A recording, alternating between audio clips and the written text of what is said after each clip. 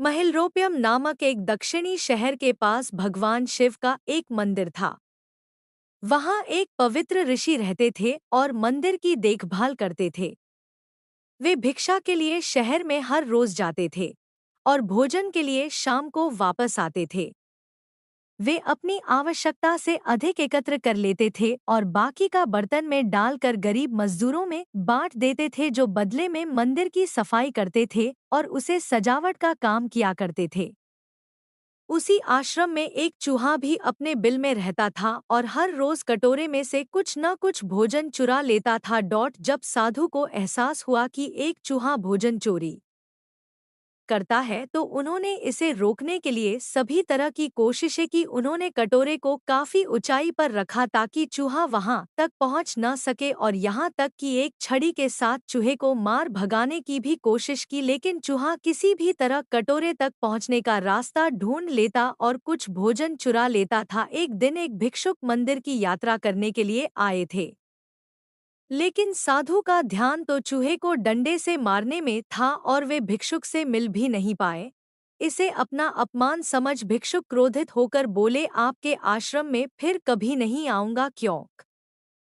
क्योंकि लगता है मुझसे बात करने के अलावा आपको अन्य काम ज्यादा महत्वपूर्ण लग रहा है। साधु विनम्रतापूर्वक चूहे से जुड़ी अपनी परेशानियों के बारे में भिक्षुक को बताते हैं कि कैसे चूहा उनके पास से भोजन किसी न किसी तरह से चुरा ही लेता है। यह चूहा किसी भी बिल्ली या बंदर को हरा सकता है। अगर बात मेरे कटोरे तक पहुंचने की हो तो मैंने हर कोशिशें की हैं, लेकिन वो हर बार किसी न किसी तरीके से भोजन चुरा ही लेता है। भिक्षुक ने साधु की परेशानियों को समझा और सलाह दी। चूहे में इतनी शक्ति, आत्मविश्वास और चंचलता के पीछे अवश्य ही कुछ न कुछ कारण होगा। मुझे यकीन है कि इसने बहुत सारा भोजन जमा कर रखा होगा और यही कारण है कि चूहा अपने आप को बड़ा महसूस करता है और इसी से उसे ऊंचा कूदने की शक्ति मिलती है।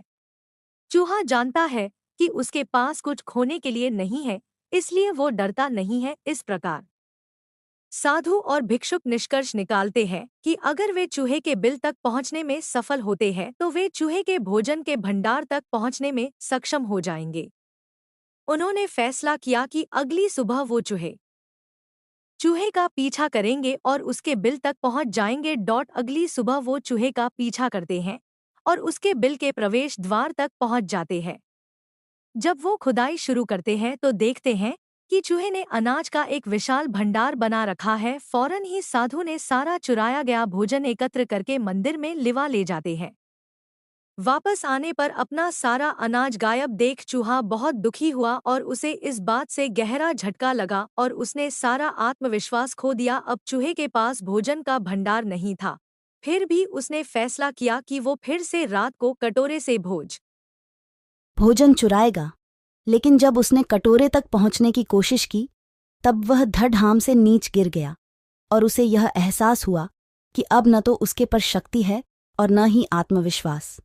उसी समय साधु ने भी छढ़ी-लाठी से उस पर हमला किया। किसी तरह चूहे ने अपनी जान बचाई और भागने में कामयाब रहा और फिर वापस मंदिर कभी नहीं आया। यदि हमारे पास भी संसाधनों की कमी न हो तो हम में भी अद्भुत शक्तियां और आत्मविश्वास की कमी कभी नहीं आ सकती।